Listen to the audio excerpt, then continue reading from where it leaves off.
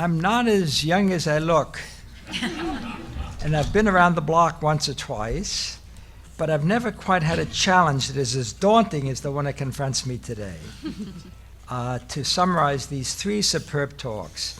And to put this into context, as Dr. Spaulding pointed out, I'm a scientist, I think small. So to make my task easy for me, the notepad I was given in order to summarize these three brilliant talks is appropriate to my character structure and my training. Influenced by Elizabeth, let me give you a little bit of an autobiographical background to put my later comments into context for you. I'm Jewish, and I was born in Vienna, Austria, in 1929. And when I was 8.5 years old, Hitler marched into Austria, welcomed by the Austrians, and our friends turned out to be our enemies, turned against us. No one spoke with us, none of the non-Jewish people, and we realized that our lives were in danger. We all had to get out, and fortunately, within 1.5 years, our whole family was able to escape, come to the United States. That was the traumatic experience of my life, and it's influenced everything I've done since then. I felt that I wanted to understand how people could listen to Haydn, Mozart, and Beethoven one day and beat the hell out of the Jews the next. That was just incomprehensible to me. How an intelligent, cultured society could completely turn on itself.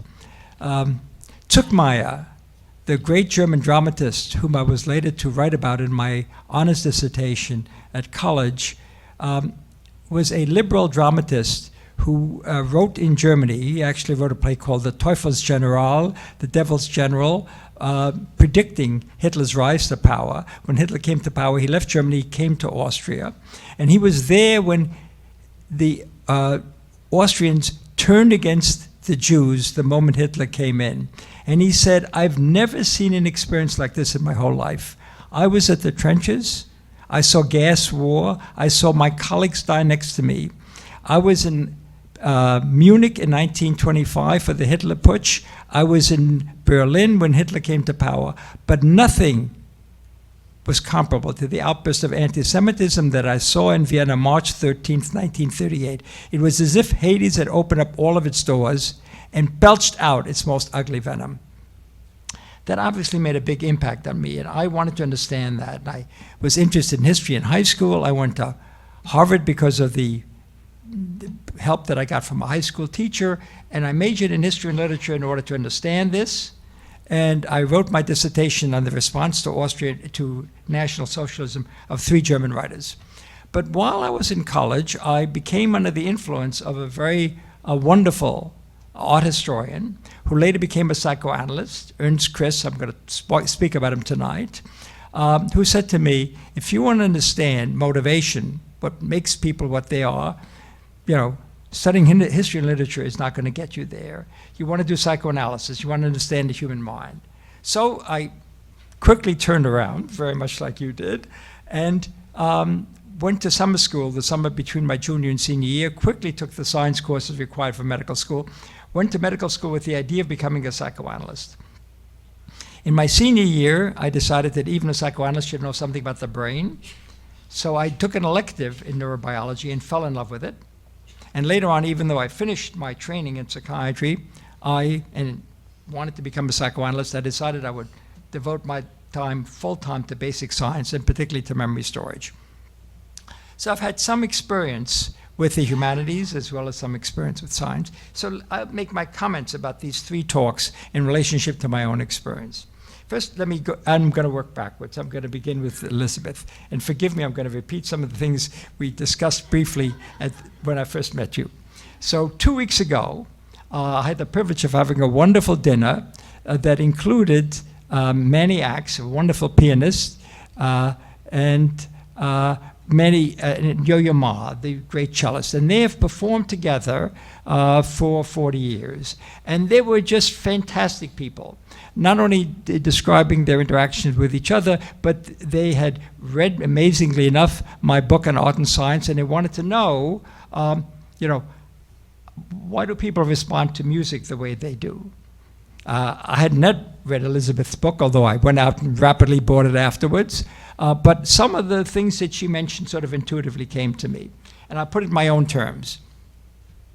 I find that I get enormous pleasure out of the smallest ideas. When I put together two apparently obvious facts in a slightly new combination, if I rewrite a sentence in a somewhat different way, it gives me, almost obscene satisfaction. And I find that when I listen to music, the repetition is a discovery. I have recognized it, I see it again, and I love it. And it also moves me physically. I can feel lousy. I listen to Mozart, I feel better. When I hear Strauss waltz, the first thing I want to do is grab who's ever nearby, hopefully my wife, and dance with her. And have often turned to in moments of complete stupidity saying, I've got the wrong career. I really should have been a conductor. There's not a chance in the world I could do anything as a conductor. But it really moves me in such a powerful way. And I think this is terrific. The other thing which we have not discussed about music is that it's a conversation. A good composer, particularly in chamber music, involves you in the music in a very direct way, as if you're participating with it. And it turns out that it used to be thought that music is primarily represented in the right hemisphere. We now know there's also important representation in the speech areas on the left side. So consistent with the fact that music is, in fact, a way of communicating about the world. So I think this is an absolutely wonderful area. And I think Elizabeth has really pioneered this, and pointing out how fundamental repetition is to our life and how therapeutic it is. You speak to Alzheimer's patients, one of the things that gives them their greatest satisfaction is listening to music. And music, as you pointed out, affects our emotional structure of the brain in a very profound way. I also like the humanities. I like the point that Sarah made, how important the humanities are for medical education. Medical education is horrible. You have to really learn an enormous amount of facts, and these are not trivial facts. You're responsible for people's lives. But in the course of mastering these facts, you forget about the fact that you're dealing with human beings. You think about the results from the imaging that you did, you think about, the blood chemistries, you think about the urine analysis, but, there's a person there, a live person with a problem, which is very critical, and one tends to lose that. And I think the kinds of things that you emphasized are marvelous. The observational powers that physicians used to have, because they didn't have anything else, were critical, and that's now being lost. And to bring that back, and also to see the patient as a person, and not as an object with the disease, is absolutely fundamental. Now, it looks hilarious that we should teach people that people are, human beings, but one tends to lose that in organic chemistry. I hated organic chemistry, I should tell you.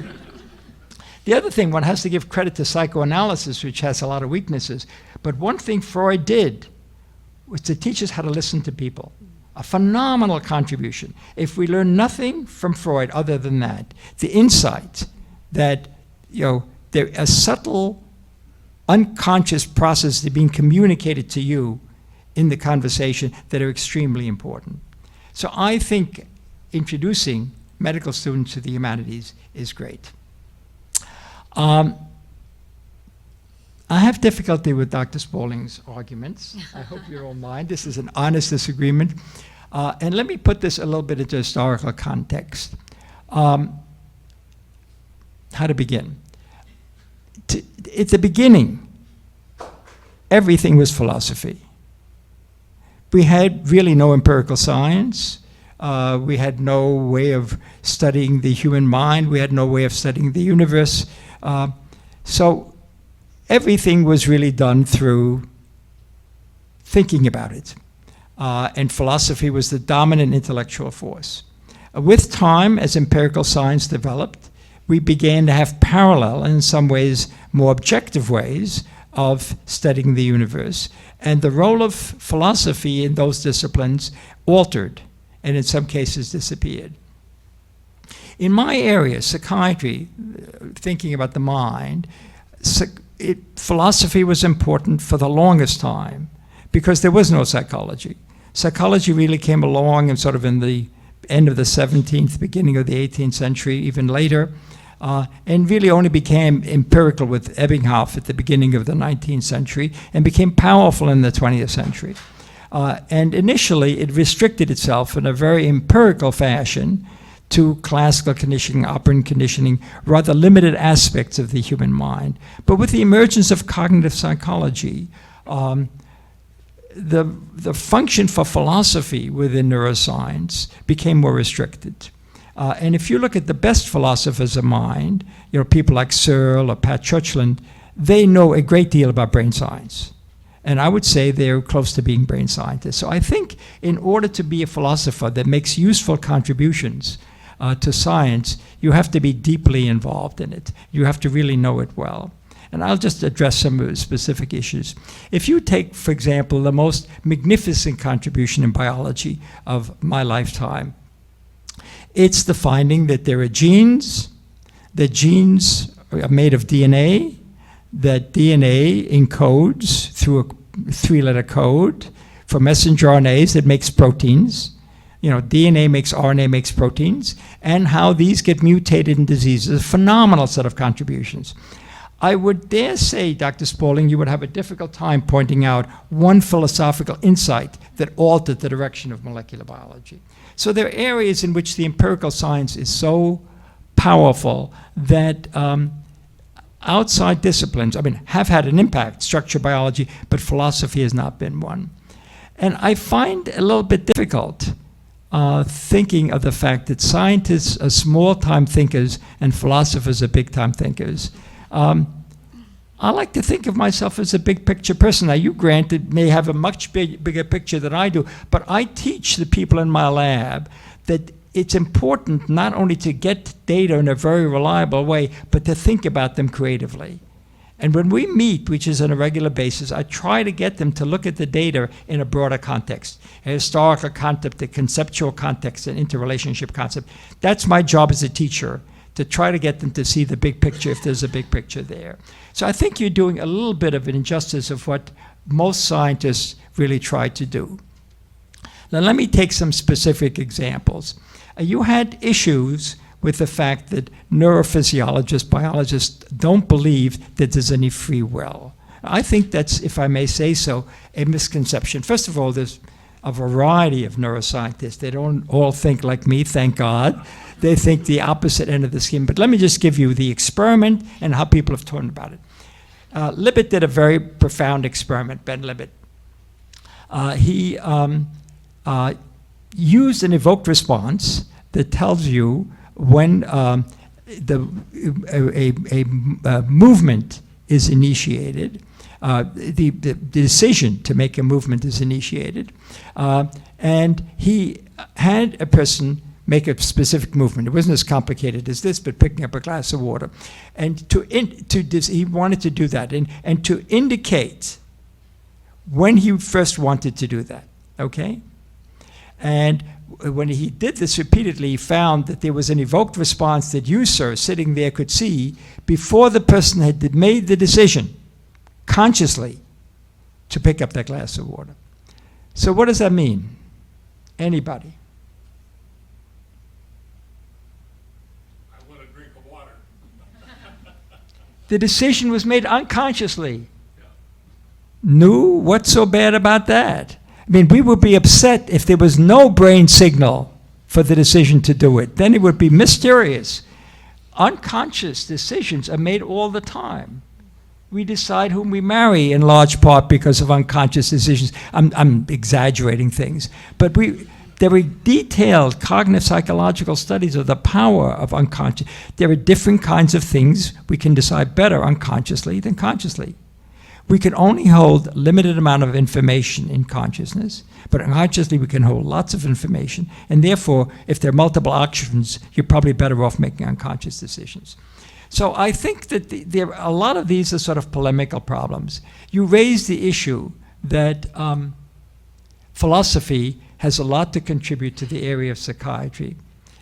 As a psychiatrist, I can tell you, psychiatry has lots of problems, and it can use lots of help.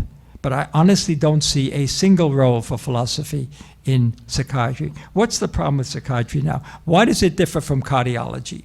Well, in cardiology, we've got an unbelievable number of tests that tell us what's wrong with the heart. What is the disease state? How can we intervene? With psychiatry, we have very few biological markers. We have the patient's history. We have the clinical examination. But we don't know what distinguishes the brain of a schizophrenic person from that with depression. We're beginning to find out through imaging experiments some slight differences. The best progress probably Helen Mayberg's work in depression, but we don't have biological markers of this.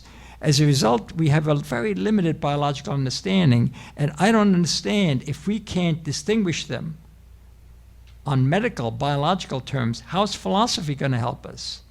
I mean, we're perfectly capable of seeing that depression is by and large characterized by a feeling of hopelessness and helplessness. But does that tell us whether it's one disease or five, which is what we're struggling with, et cetera, et cetera, et cetera? So I think what we need to do is to rethink where philosophy can make a unique contribution. And there are lots of areas in which you can do that. In areas of ethics, in terms of morality, where the idea of patient responsibility. When I was a medical student, we were encouraged not to tell the patient the truth if they had a malignant disease. We would tell it to the family, not to the patient. That's horrible. A patient has every right to know everything that is being done to them. How do you know that the family is going to handle this information any better than the patient would? So I think there are lots of areas in which people have, in science, in which people have an enormous amount to learn from the tradition of ethics, humanism, that philosophy has to teach us. So let me simply end by saying, I think it's wonderful to have these dialogues. Obviously, the dialogues are designed that we have agreements and we have disagreements, and we've had all of them this afternoon, and I feel privileged to be part of this, and I've learned a great deal. Thank you very much.